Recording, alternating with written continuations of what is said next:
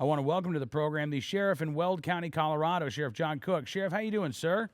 I'm doing well, thanks. How are you? I am good. Thank you for coming back on the program, and I appreciate your time. I've been getting a lot of emails, and we did talk yesterday on the Sportsman Channel with the folks with the County Sheriff's Association, but I want to hear from you as well. Have you been getting a lot of emails and phone calls from people who are concerned that the Secret Service are going to come and arrest you?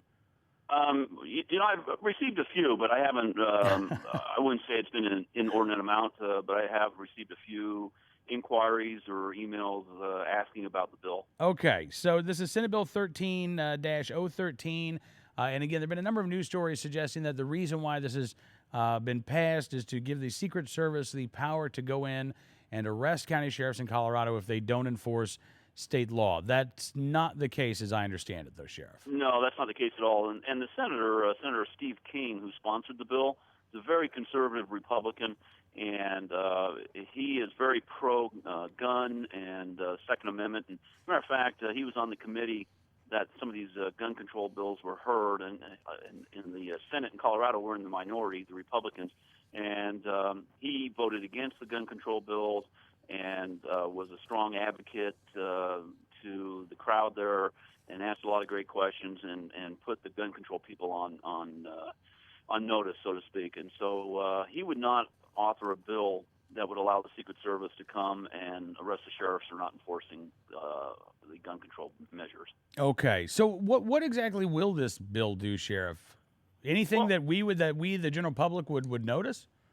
Well, maybe not notice outright. But basically what the bill does, it says that the Secret Service can make an arrest if they see a felony right in front of them. So if a felony or a misdemeanor is going on, they have the police power to arrest the person. Because right now, they don't have that authority to make an arrest if they observe a felony or misdemeanor. All they can do is hold the person until the local law enforcement agency gets there.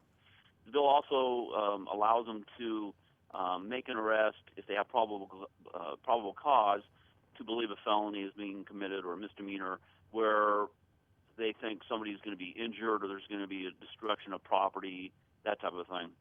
The main thing what it does, though, is that it gives them authority to work with local task force. So if they're working, say, with the Weld County Sheriff's Office on a case, they have law enforcement authority to file it with our local DA's office. Because, as you know, the federal level for filing cases is much higher. So the property loss has to be in the millions of dollars on some cases.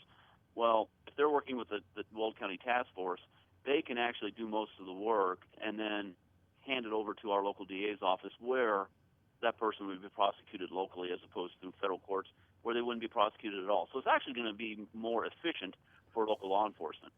Okay. All right. Well, listen, Sheriff, I'm really glad that you could come on and help clear the air on this. And in the meantime, what are people saying? What's the attitude like? Now that we're a few days into the new reality of these new gun control laws in Colorado.